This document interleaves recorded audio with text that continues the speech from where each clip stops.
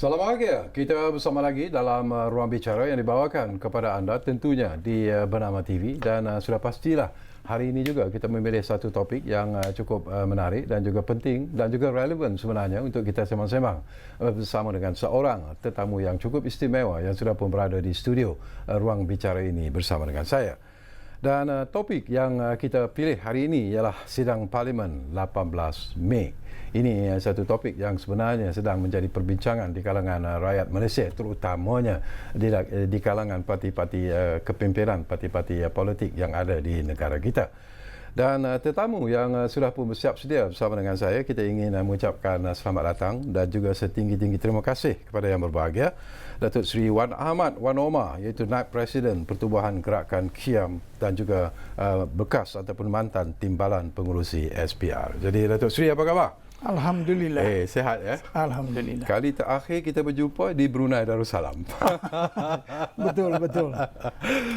Dan kepada anda yang sedang bersama kami ketika ini, seperti biasalah kami juga sebenarnya memberi ruang dan juga peluang kepada anda untuk berkongsi pandangan dan juga pendapat ataupun bertanya apa saja berkaitan dengan isu ini. Jadi dua talian seperti biasalah kami sediakan kepada anda di 0320 594624 dan juga 0320 594625. Dan jangan lupa anda juga sebenarnya boleh mengikuti kami secara live di FB @Bernama TV.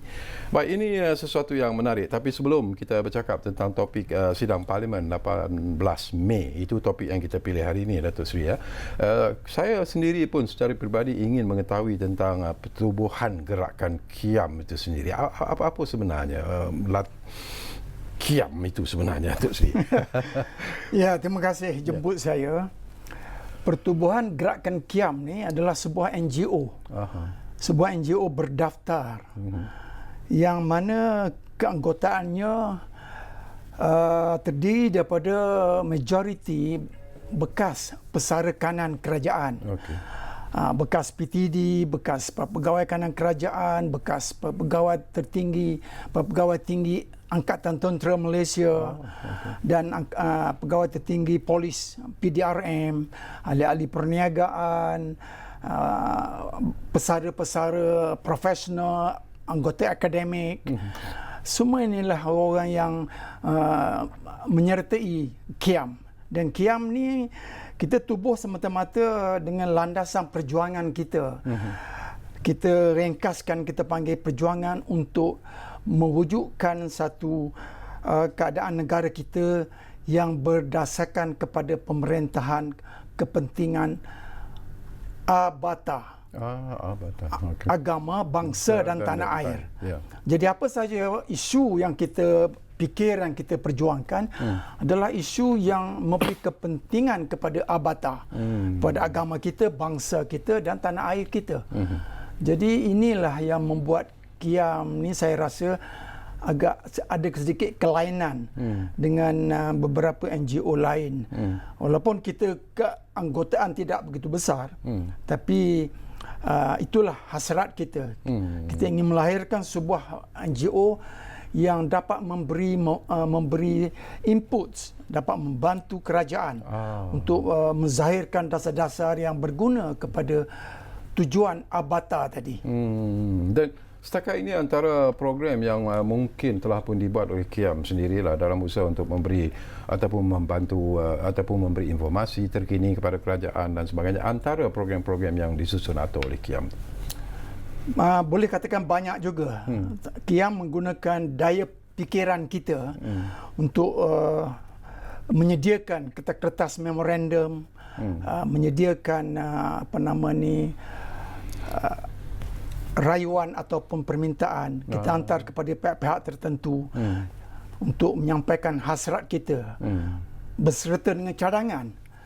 Dan di samping itu kita juga membuat banyak pertemuan dengan pemimpin-pemimpin parti-parti politik, pemimpin-pemimpin kerajaan untuk menyampaikan hasrat kita. Di samping kita memberikan tuntutan dan cadangan. Jadi itu terserah kepada pihak yang berkenaan. Tetapi bagi Kiam, kita sudah berjaya menyampaikan kertas memorandum kita ataupun cadangan kita kepada mereka, kita dah berpuas hati. Kita tidak saja duduk di rumah berpeluk tubuh, membuat kritikan dari rumah ataupun dari mana-mana, tidak begitu.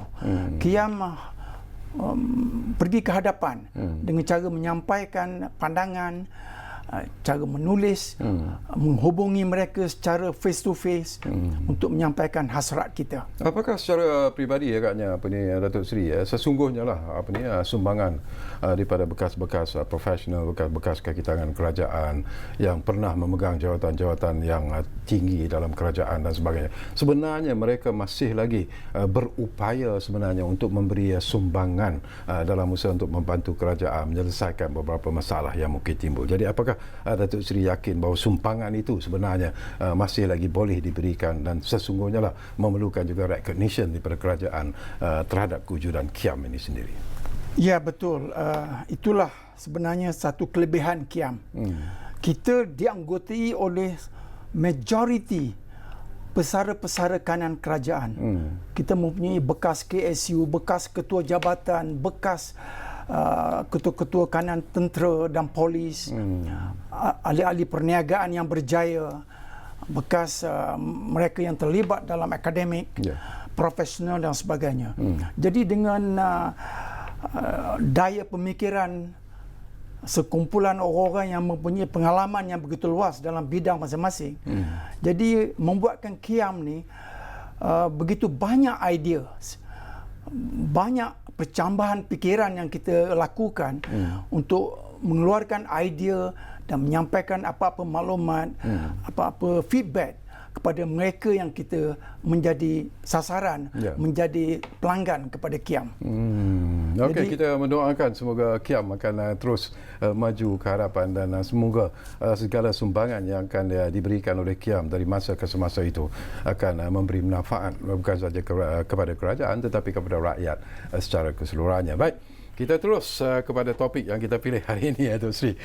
Topik yang begitu panas sebenarnya dibincangkan oleh ahli-ahli politik, terutamanya rakyat jelata khususnya, tentang sidang Parlimen 18 Mei. Dan walaupun expectation pada mulanya begitu tinggi kepada sidang Parlimen 18 Mei ini, tetapi jelas bahawa apabila pengumuman telah pun dibuat oleh Speaker Dewan sendiri yang mengatakan bahawa ianya hanya akan berlangsung selama 1 hari dan ianya hanya akan dipenuhi dari segi agendanya ialah titah ucapan Seri Paduka Baginda Yang di-Pertuan Agong selaku sebagai ucapan ataupun pembukaan resmi bagi sidang Parlimen kali ini. Jadi pandangan Datuk Seri sendiri, apakah keputusan yang dibuat oleh kerajaan untuk mengadakan sidang Parlimen 18 Mei ini hanya 1 hari itu sebagai satu keputusan yang tepat? Bagi saya lah, itu satu keputusan yang terbaik dalam keadaan negara sekarang yang kita hadapi. Saya anggap itu keputusan Perdana Menteri satu keputusan yang bertanggungjawab. Keputusan yang mementingkan nyawa rakyat lebih daripada segala-galanya. Dalam keadaan negara kita, malah seluruh dunia berdepan dengan wabak yang begini berbahaya. Di serata dunia berlaku kematian beratus ribu. Betul. Kenapa kita nak membuang masa menumpukan kepada perkara lain yang kita boleh berhentikan seketika sehingga kerajaan dapat menumpukan sepenuh masa, tenaga, usaha ke arah membenteras ataupun menghapuskan sekaligus wabak penyakit yang betul-betul menyusahkan rakyat. Betapa susahnya warga marhaen kita yang menderita akibat kehilangan pekerjaan dan kerana keadaan ekonomi kita yang terpaksa ditutup sekian lama. Jadi apa yang diputuskan oleh Perdana Menteri adalah satu keputusan yang sungguh baik, iaitu letak dulu isu politik ke tepi. Buat masa sekarang tumpukan kepada usaha untuk menyelamatkan nyawa rakyat, menghidupkan ekonomi negara supaya kita pulih balik seperti sedia kala. Politik bila-bila masa boleh berlaku. Tetapi yang ini datang, kita kena hampuskan dulu masalah yang kita hadapi. Jadi KIAM menyokong penuh keputusan Yang Amat Berhormat Perdana Menteri selaku Ketua Kerajaan yang kita anggap begitu satu keputusan yang sungguh bertanggungjawab, keputusan yang begitu mencerminkan betapa prihatinnya beliau kepada rakyat dan kepada masa depan negara kita. Jadi saya rasa sidang Parlimen 18 Mei ini terpaksa dibuat kerana untuk memenuhi kehendak perlembagaan. Tetapi tidak perlu menggunakan sidang itu untuk tujuan yang membuang masa, yang lari daripada untuk menyelesaikan masalah yang kita hadapi sekarang. Secara peribadi juga, Datuk Seri, saya ingin dapatkan pandangan Datuk Seri lah. Walaupun Perikatan Nasional ataupun PN ini baru saja mengambil alih kepimpinan negara dan tiba-tiba kita dilanda pula dengan COVID-19. Apakah Datuk Seri melihat bahawa tindakan yang dibuat oleh kerajaan yang sedia ada sekarang ini sebenarnya betul-betul memenuhi apa yang dihajat dan juga diharapkan oleh rakyat jelata? Ya, benar sekali ya. Rata-rata rakyat Malaysia sekarang yang fikiran mereka adalah nak menyelamatkan nyawa mereka, nyawa family mereka, nak meneruskan kehidupan mereka. Itulah pemikiran yang paling utama di pemikiran rakyat. Perkara-perkara lain mereka letak di belakang dulu. Jadi saya rasa walaupun kerajaan Perikatan Nasional sebuah kerajaan yang baru, dan ini adalah satu ujian kepada kerajaan ini dan kepada Perdana Menteri, kepada anggota kabinetnya untuk memikirkan bagaimana cara yang terbaik untuk mengatasi masalah yang kita hadapi demi untuk menyelamatkan nyawa rakyat. Jadi saya rasa mungkin satu bagi saya lah, dalam keadaan begini kita mendapat sebuah kerajaan yang begitu prihatin kepada rakyat. Jadi saya rasa ini mungkin rahmat daripada Tuhan. Kita pun tidak menyangka ya, kerajaan Perikatan Nasional ni tak semena-mena terzahir di negara kita. Orang lain yang berebut kuasa, tapi Perdana Menteri yang dianugerahkan kuasa oleh Allah. Jadi saya rasa ini perkara yang patut kita syukuri. Jadi saya rasa saya pujilah keputusan kerajaan dalam perkara ini. Ada juga pihak yang mungkin rasa tidak berpuas hati dengan keputusan yang diambil oleh kerajaan dan itu telah pun disuarakan dengan begitu terbuka sekali. Ada yang mengatakan kenapa harus sidang parlimen hanya diadakan satu hari dan kemudian tidak punya berpeluang pula untuk membincangkan usul-usul yang mungkin ingin diketengahkan di parlimen. Tetapi apakah Datuk Seri melihat bahawa ianya lebih merupakan pandangan-pandangan, cadangan-cadangan yang mungkin ataupun usul-usul yang mungkin lebih bersifat peribadi dan bukannya sebenarnya yang perlu dibincangkan pada ketika ini? Ya, betul. Satu pribadi, kepentingan pribadi.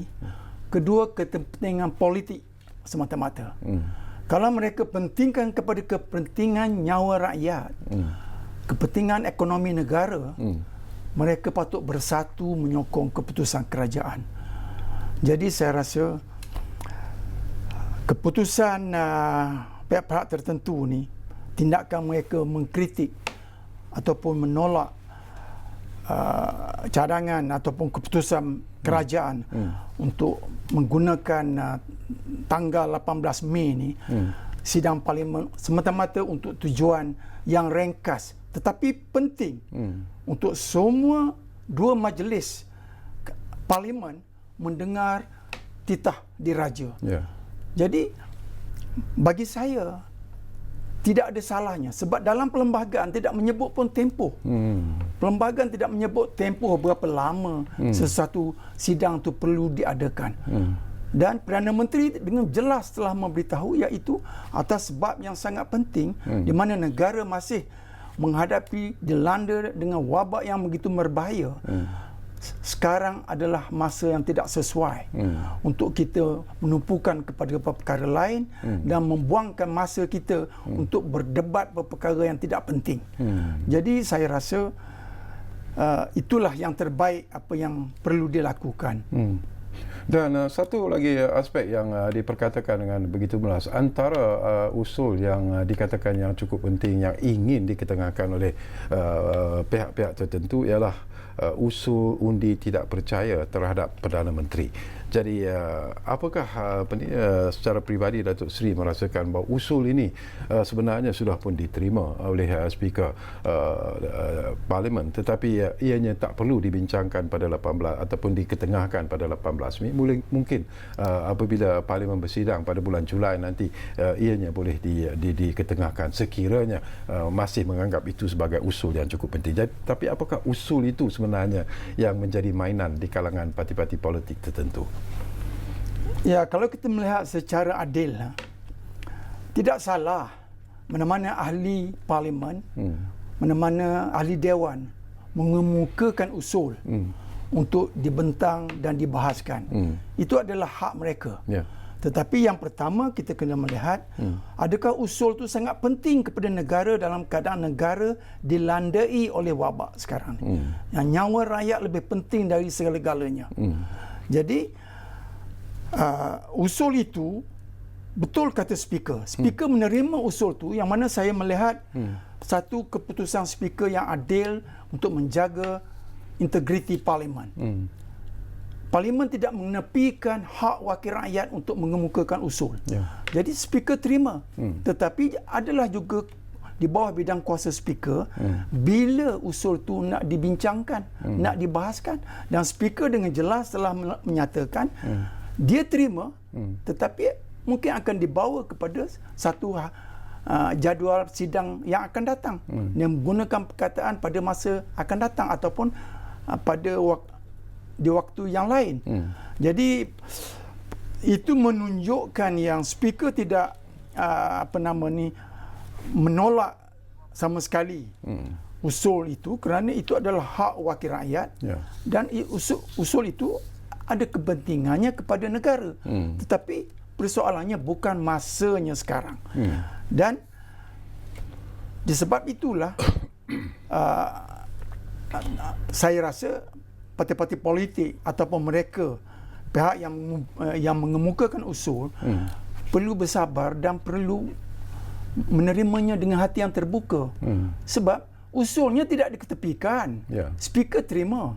Cumanya kita menunggu saat dan masa yang betul, yang sesuai untuk membahaskan perkara itu. Apabila negara telah kembali keadaan normal, ekonomi dah berjalan balik, nyawa rakyat dah selamat, kita dah terkeluar daripada wabak yang menyerang kita sekarang, bincanglah. Maka politik adalah hak rakyat untuk memberi pandangan. Okey, kita ambil satu panggilan yang sudah pernah kita terima di talian kita sekarang ini. Ridwan dari Pulau Pinang sudah pun bersiap sedia sekarang ini. Assalamualaikum tuan. Waalaikumsalam. Ya. Ya, Assalamualaikum Cik Kawi dan dan yang membahagia Datuk Seri. Ya. Okey, saya kan ingin bertanya mengenai isu COVID tadi ada Datuk Seri sebut kita tidak akan membincangkan isu-isu yang menyentuh peribadi. Tapi kalau sekiranya kita menyentuh isu COVID cara mencegahnya. Kemudian saya ingin bawa satu isu mengenai Datuk ada pengalaman sebagai Setiausaha Pilihan Raya kan.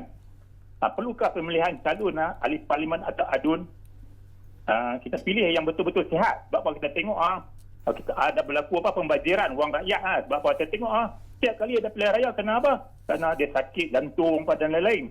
Supaya SPR patutnya dia ada ambil berat dalam hal pemeriksaan kesihatan. Kemudian dalam segi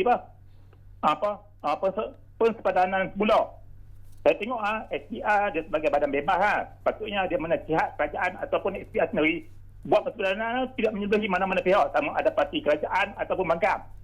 Saya tengok kadang-kadang dia reserve ni, dia buat persepadanan ni menyelebihi parti kerajaan ataupun sekali lagi dia buat kawasan tu untuk parti bangkam supaya dia tidak menyelebihi mana-mana. Kemudian Datuk Seri dia biasa jadi SPR adakah pertubuhan parti politik yang tidak berdasar dengan peraturan tubuhan boleh membentuk gabungan untuk jadi kerajaan? Sekian, terima kasih minta pandangan dan ulasan daripada Datuk Seri dalam hal ini. Sekian, terima kasih. Wassalam. Terima kasih banyak-banyak Ridwan dari Pulau Pinang. Yang lain-lain itu, kalau ada juga ingin berkongsi pandangan dan juga pendapat, dua talian itu telah pun kami buka kepada anda. Baik, mungkin Datuk Seri ingin menjawab dulu apa yang dibangkitkan oleh pemanggil kita sebentar tadi, serengkas-ringkasnya. Silakan. Ya, kita jawablah serengkas ya kan. Soal kesihatan calon itu adalah hak parti. Jadi parti yang patut menilai atau membuat semakan tentang kesihatan bakal calon mereka. Sebab bila mereka bertanding, mereka mewakili parti mereka. Jadi itu bukan soal pihak orang lain. SPR pun tidak ada kuasa. SPR adalah sebuah badan bebas untuk membuka ruang kepada semua pihak untuk menjadi wakil rakyat. Tapi parti yang patut menentukan bakal calon mereka seorang yang sihat ataupun tak sihat. Baik, itu kehendak demokrasi begitu. SPR tidak boleh menyekat daripada awal. Padang pertandingan dibuka. Tapi tentang tahap kesihatan itu bidang parti ya. Soal persempadanan semula, persempadanan semula dilakukan oleh SPR berdasarkan kepada peruntukan di dalam perlembagaan persekutuan. Tidak lari daripada itu. Di dalam perlembagaan persekutuan, di bawah jadual ke-13 dengan jelas memperincikan setiap langkah, setiap prinsip persempadanan. Jadi di situ juga bidang kuasa SPR menjalankan persempadanan mengikut prinsip itu. Dan dibentangkan, dipamerkan kepada rakyat selama 2 kali. Setiap pameran 1 bulan, pameran kedua 2 bulan untuk rakyat menyemak dan membuat bantahan, memberi cadangan baru. Jadi sebenarnya sistem tu begitu adil sekali. Jadi apabila sudah semua rakyat dah buat bantahan, beri cadangan baru dan SPR telah menilainya mengikut kesesuaian, tidak lari daripada prinsip dalam perlembagaan, dibawa ke Parlimen. Parlimen yang akan membahasnya dan melulusnya atau menolaknya. Jadi, tapi kalau Parlimen menolaknya, akan balik semula kepada SPR. Tapi Parlimen tidak menolaknya, walaupun perlukan undi 2/3. Jadi, itulah keadaan. Yang ketiga, parti politik mesti berdaftar.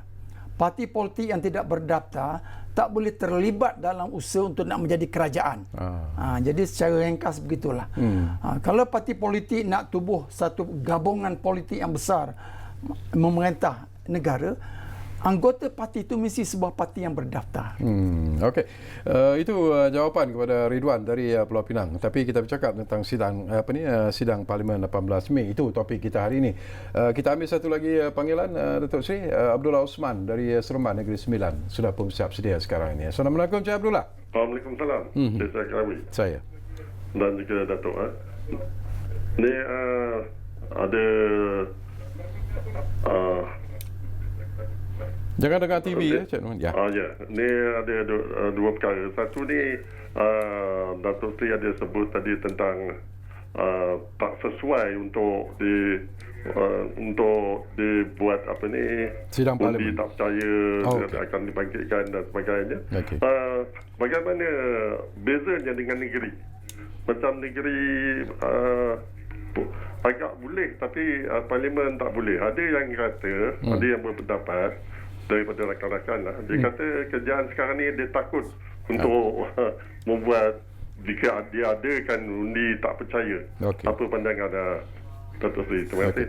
Baik, terima kasih Encik Abdullah Osman dari Seremban Negeri Sembilan. Sebenarnya itu antara soalan juga yang ingin saya lontarkan kepada Datuk Seri. Itu pun menjadi mainan dan juga komen-komen yang kita dengar di luar sana. Datuk Seri mengatakan bahawa kenapa sidang Parlimen ini hanya 1 hari dan separuh hari pula pada 18 Mei nanti. Apakah kerana kerajaan yang sedia ada sekarang ini takut untuk menghadapi tekanan dan juga undi tidak percaya yang mungkin akan dilontarkan ataupun akan diusulkan nanti? Ya, kita dah bercakap pasal kenapa perlunya 1 hari cukup. Dan sidang Parlimen sah sebab akan dirasmikan oleh Seri Paduka Baginda Yang di-Pertuan Agong, diikuti dengan titah diraja. Apa-apa perkara saja sidang mesyuarat, bila perasmian dibuat, maka sidang itu adalah event itu adalah sah.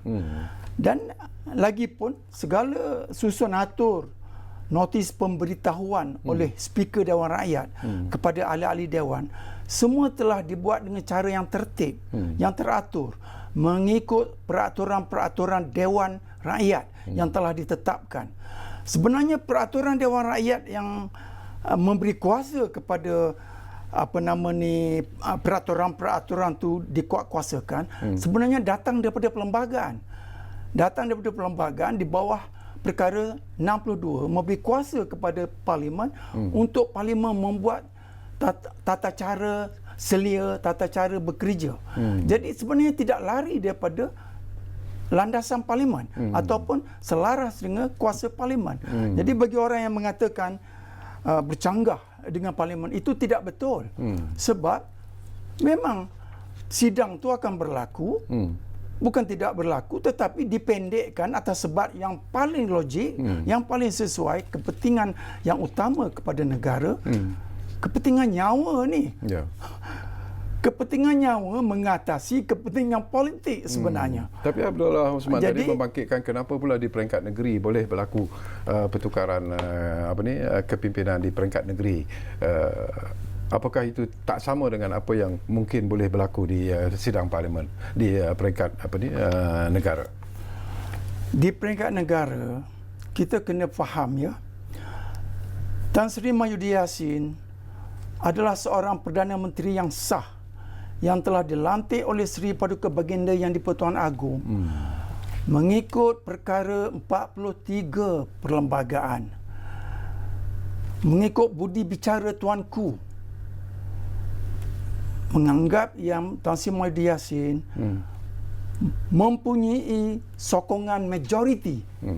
Itu anggapan Tuanku. Itu budi bicara Tuanku.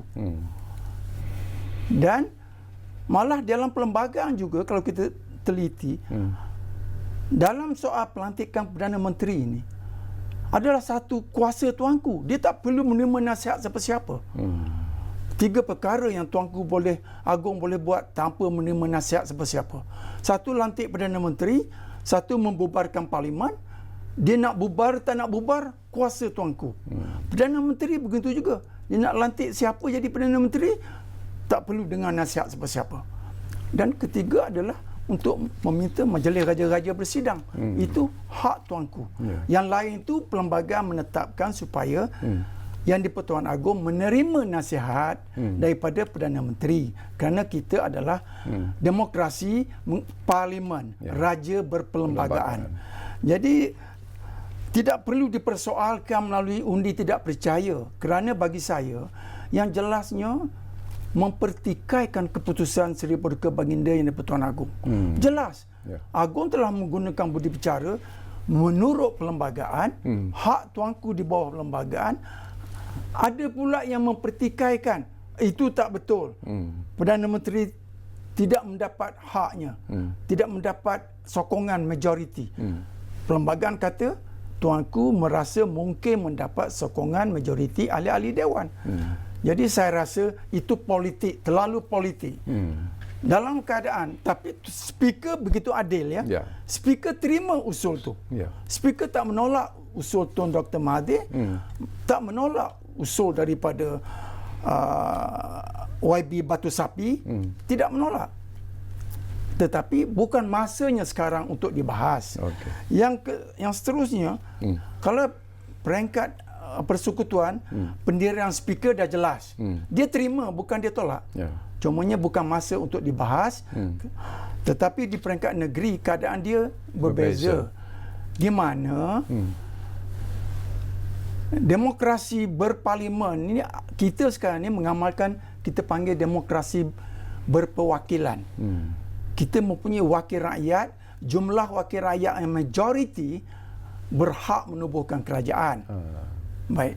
Jadi di negeri Perak ke di negeri, mungkin akan berlaku di negeri Kedah, tidak lama nanti akan terbukti siapa yang majoriti, siapa yang tidak majoriti. Di Perak sudah terbukti dengan melompatnya berapa orang yang terkini tu, 2 orang tu, maka sudah terbukti. Dan Menteri Besar yang sebelum ini sendiri pun mengakui dia tidak dapat majoriti, maka dipersembahkan kepada tuanku. Maka tuanku terpulang kepada tuanku. Tuanku terpulang pada tuanku. Tuanku menerima menghadap pasukan yang baru. Jadi di Kedah saya rasa akan berlaku perkara yang sama. Sebab dah terzahir dalam dewan jumlah tu begitu.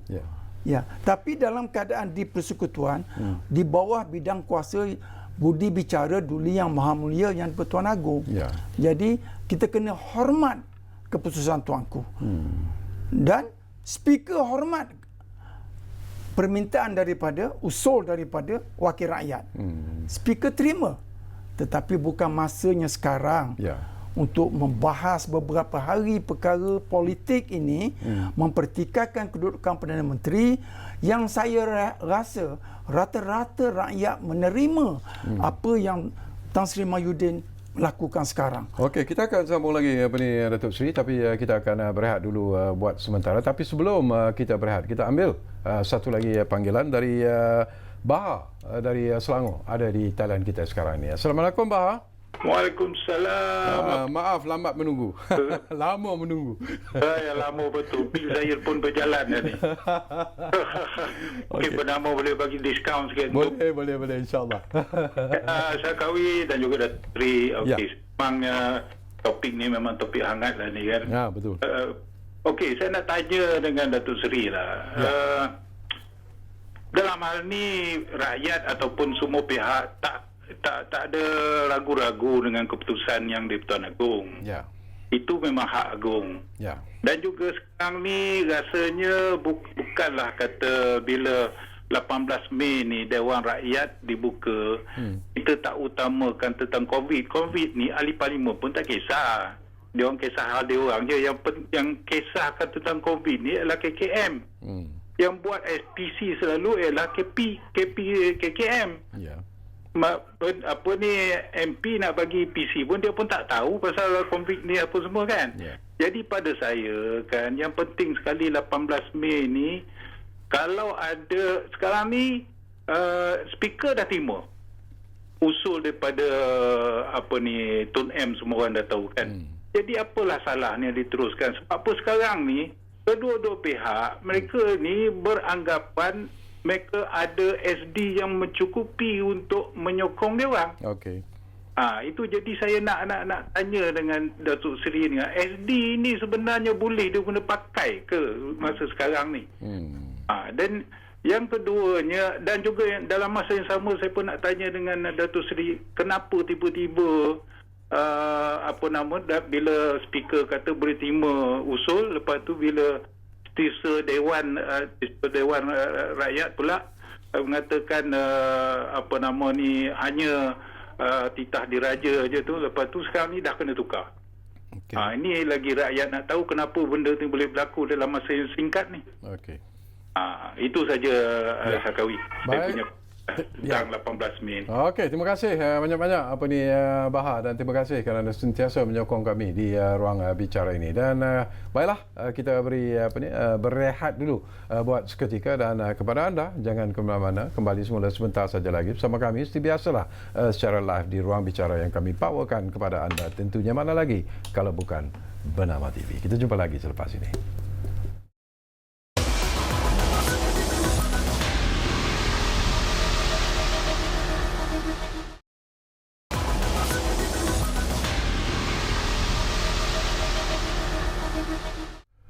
Baiklah, terima kasih banyak-banyak kerana anda masih lagi bersama kami di ruang bicara ini, dan kita masih lagi bercakap tentang sidang Parlimen 18 Mei, dan kita masih lagi bersama dengan berbahagia Datuk Seri Wan Ahmad Wan Omar, Naib Presiden Pertubuhan Gerakan Kiam dan juga bekas Timbalan Pengurusi SPR. Tadi menarik juga persoalan yang dibangkitkan oleh Baha dari Selangor. Datuk Seri, komen anda. Pertama sekali, saya tak nafi tentang wujudnya persepsi mengatakan kerajaan takut dan sebagainya. Itu pandangan masing-masing ya. Terutama sekali seperti mana Cik Bah cakap tadi, keputusan tu datang begitu tergesa-gesa. Baik. Tetapi kita kena faham satu. Sesebuah kerajaan dia tentu ada dia punya keutamaan dia, priorities dia. Jadi kita tidak boleh membuat keputusan, meletakkan perkara yang prioriti utama di belakang. Kalau prioriti yang pada pandangan rakyat itu yang paling utama, nak menentukan sama ada Tan Sri Mahyudin cukup tidak sokongannya, perkara itu tidak ditolak. Speaker sendiri cakap akan berlaku pada mesyuarat-mesyuarat kelak yang akan datang kelak. Jadi maknanya perkara itu akan berlaku. Dan mesyuarat yang akan datangnya tak lama daripada sekarang. InsyaAllah dalam bulan Julai. Buat masa sekarang ni, perjuangan oleh Kementerian Kesihatan, barisan hadapan kita nak menyelamatkan nyawa rakyat. Dan kerajaan adalah sebuah kerajaan yang bertanggungjawab. Nyawa rakyat telah menjadi tanggungjawab kerajaan. Tetapi wakil orang-orang politik, dia ada kepentingan peribadi. Dia ada dendang peribadi. Itu soal politik. Tetapi apa guna kalau kita mengambil remeh masalah yang kita hadapi sekarang ni, mengakibatkan kematian kita meningkat sehingga negara tidak terkawal. Perkara ni berlaku di negara luar. Contohnya banyak di seluruh dunia. Jadi kita kena menghargai. Kementerian Kesihatan telah melakukan perkara yang terbaik. Mereka di barisan hadapan berkorban bertungkus lumus untuk menyelamatkan nyawa rakyat. Takkanlah Perdana Menteri nak mengenepikan usaha pengorbanan oleh petugas-petugas itu, semata membuka pula Dewan untuk berbahas soal politik. Bagi saya tidak sesuai. Persepsi takut itu pun digunakan tadi pun berkali-kali sebenarnya Tok Sri. Alasan ataupun persepsi yang mereka gunakan ialah kerana kerajaan yang wujud sekarang ini di bawah Perikatan Nasional adalah kerajaan yang diwujud dipanggil sebagai kerajaan pintu belakang. Apakah itu benar ataupun tidak daripada pandangan Tok Sri? Dia kerajaan sesebuah negara demokrasi berparlimen ni, dia boleh zahir melalui dua cara. Satu, melalui pilihan raya umum. Setiap kali selepas pilihan raya, negara akan tahu parti mana yang mendapat kerusi terbanyak dan parti itu berhak menubuhkan kerajaan. Kedua, boleh berlaku di Dewan Parlimen. Jikalau timbul keadaan di mana Perdana Menteri yang sedang berkhidmat itu tidak lagi mendapat sokongan rakyat, maka Perdana Menteri itu boleh jatuh apabila berlaku undi tidak percaya. Jadi undi tidak percaya ni, macam mana saya kata awal-awal tadi, adalah hak wakil rakyat untuk membuat usul. Sebab itu Speaker menerimanya untuk menjaga integriti parlimen secara adil. Itu betul. Tetapi adakah masanya sekarang? Masanya bukan sekarang. Letak seketika soal politik ini, politik untuk merebut kuasa, merebut jawatan. Letak seketika, tidak lama. Kalau kita semua bertungkus lumus di belakang kerajaan, COVID-19 akan pergi. Kita akan berjaya insya-Allah. Jangan kita rasa saya wakil rakyat, saya tak kisah COVID-19. Saya tak tahu pun. Tetapi bila keadaan negara, statistik kita, curve kita naik, kematian meningkat, hospital tak cukup katil, menyalahkan kerajaan. Dia tak salah orang lain, dia tak salah diri dia. Jadi saya rasa inilah perkara kepentingan peribadi, kepentingan politik mengatasi kepentingan rakyat dan kepentingan negara. Jadi kita kena, kata orang, berjiwa besar sikitlah. Buka hati, berjiwa besar. Bantu mereka yang memerintah ni untuk menyelamatkan rakyat, untuk menghidupkan ekonomi kita. Usul telah diterima oleh Speaker. Di persidangan yang akan datang pada bulan Julai, tak boleh lari lagi insya-Allah, sebab rekod telah mengatakan Speaker telah terima usul tu. Dan seperti mana yang saya kata tadi, itu adalah hak wakil rakyat untuk memukakan usul yang mana speaker akui penting kepada orang ramai. Sebuah negara demokrasi, Perdana Menteri mesti mendapat sokongan majoriti kerusi di dalam Dewan. Dan isu yang menuduh kerajaan sekarang ini ialah kerajaan pintu belakang. Apakah itu satu tohmahan atau tuduhan yang ada kebenaran? Kerajaan pintu belakang ni adalah perkataan saja. Apabila menang pilihan raya, maka kerajaan itu dianggap kerajaan pintu depan agaknya. Tapi bila dalam pemerintahan, maka berlaku timbul kerajaan itu jatuh disebabkan kerana sesuatu perkara yang tidak diduga, maka kerajaan lain naik. Dengan mudah orang kata itu kerajaan pintu belakang. Tapi kita kena fikir, di sebuah negara demokrasi berparlimen, demokrasi berperwakilan, representatif demokrasi, macam negara Malaysia kita ni, dia menentukan jumlah kerusi. Dan mereka yang menjadi kerajaan bukan orang luar, adalah orang parti. Partinya menang pilihan raya. Parti-parti yang berkumpul di bawah satu gabungan baru dinamakan Perikatan Nasional, mereka adalah semua parti politik yang menang kerusi. Bukan sebarangan datang daripada sesiapa, bukan. Ahli-ahli wakil rakyat kita yang menang kerusi. Dan kita, sistem pilihan raya kita, sistem Westminster, iaitu menang kerusi berdasarkan kawasan. Setiap orang yang dalam Dewan Rakyat, 222 orang sekarang itu, mempunyai kawasan pilihan raya masing-masing. Rakyat dalam kawasan itu yang melantik mereka. Jadi kalau dah 114 orang, 115 orang berkumpul di bawah satu gabungan menjadi sebuah kerajaan baru, mereka adalah semua dipilih oleh rakyat. Bukan mereka melantik diri mereka sendiri. Setiap wakil rakyat yang ada mempunyai kerusi dalam Dewan itu dipilih oleh rakyat. Dan mereka menyokong Tan Sri Mahyudin sebagai Perdana Menteri. Mereka bergabung di bawah payung baru. Mereka menubuhkan kerajaan. Bukan mereka yang nak tubuh kerajaan. Tun Mahathir yang meletak jawatan. Tak semena-mena. Tidak siapa menduga Tun meletak jawatan dan menyerahkan keadaan kepada Duli Yang Maha Tuanku untuk bertindak menyelamatkan negara. Jadi itu yang tuanku laku dengan cara tertib yang betul.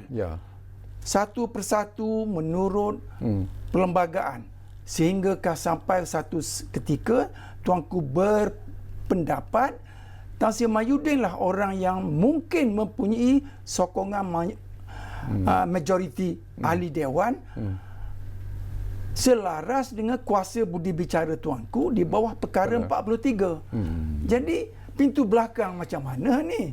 Ini adalah sebuah kerajaan yang dianggotai oleh setiap wakil rakyat yang dipilih oleh rakyat dalam kawasan masing-masing tu. Bukan macam sistem presiden ni. Sistem presiden dipilih oleh rakyat, dia melantik kabinet dia daripada orang-orang yang bukan orang politik. Jadi kita tidak. Jadi saya rasa tidak begitu adil lah kalau kita mengatakan menggunakan istilah pintu belakang. Sebab mereka dipilih oleh rakyat. Okey, Tok Sri, kita ambil satu lagi panggilan daripada pemanggil kita, Haji Salim dari Melaka. Ada di talian sekarang. Assalamualaikum, Ji.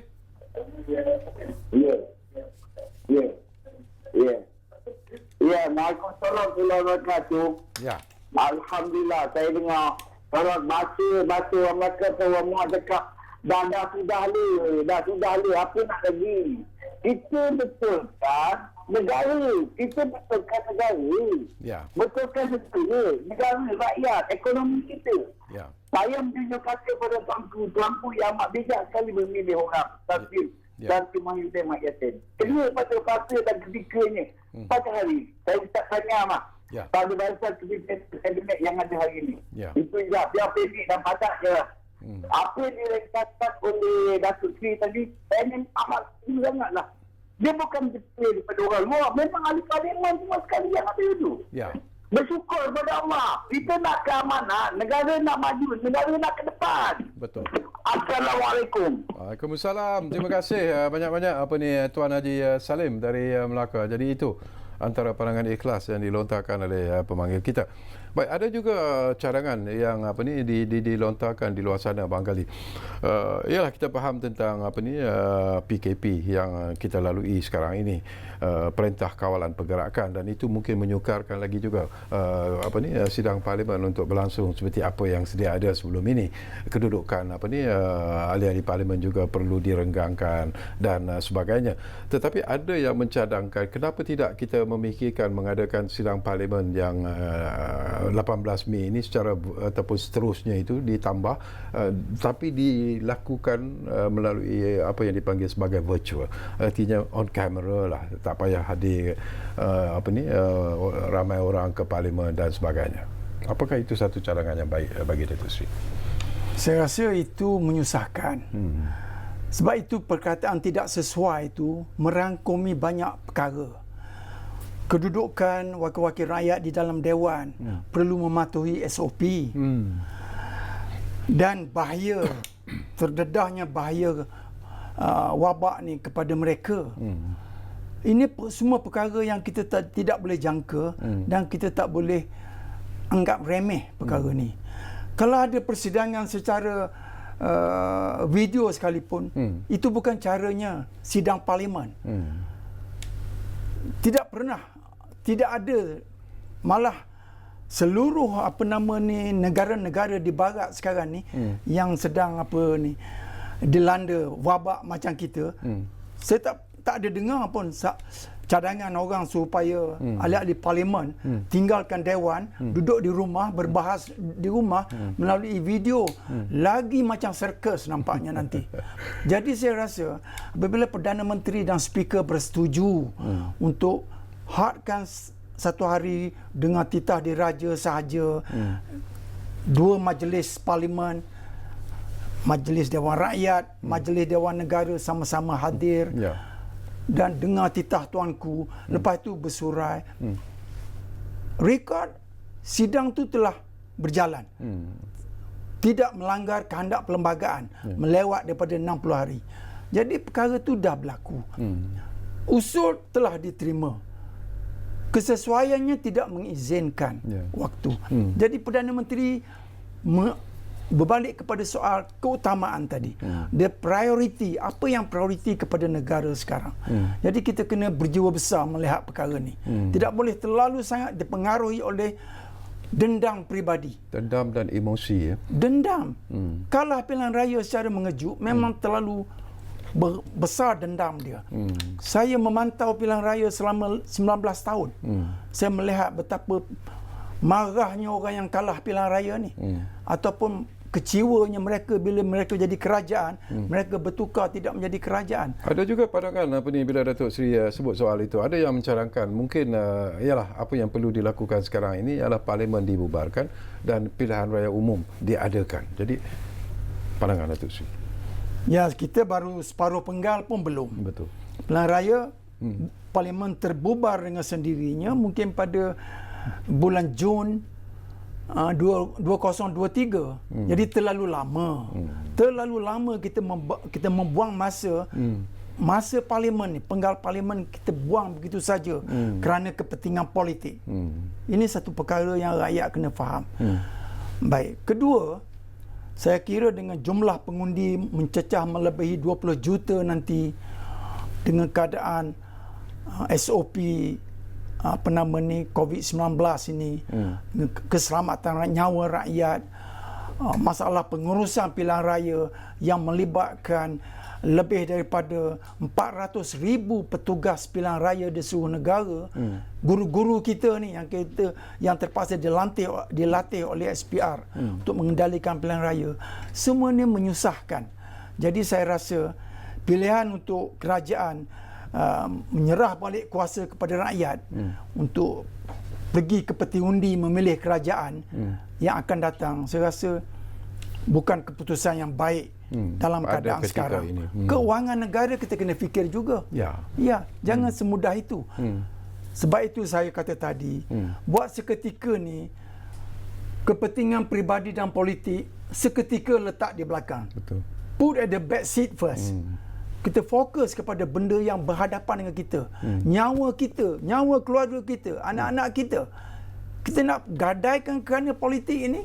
Ini yang saya rasa berfikiran yang waras sikitlah saya secara peribadi kagum dengan apa yang dilakukan oleh Tan Sri Muhyiddin Yassin, dan bila Datuk Sri sendiri menyebut kita memerlukan pemimpin yang berjiwa besar, saya kira Tan Sri Muhyiddin adalah seorang pemimpin yang berjiwa besar. Tidak ada pun sebarang komen berkaitan dengan isu yang dimainkan di luar sana dikeluarkan oleh Tan Sri Muhyiddin, kerana tumpuan Perdana Menteri ialah untuk menghadapi COVID-19 ini dan melindungi rakyat baik dari segi kesihatan dan juga membantu rakyat dari segi ekonomi. Jadi secara keseluruhannya di penghujung ini, apakah Datuk Seri melihat bahawa Tan Sri Muhyiddin Yassin sebenarnya telah pun melakukan apa yang seharusnya dilakukan oleh seorang pemimpin yang sayangkan rakyat, sayangkan negara?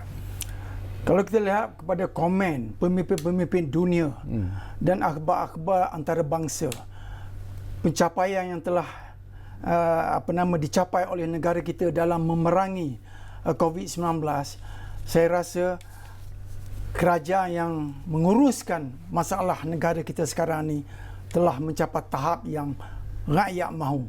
Jadi kita ada berapa? Top 10 dari segi kita itu? top 10. Negara barat yang begitu maju dan dengan negara lain masih struggle.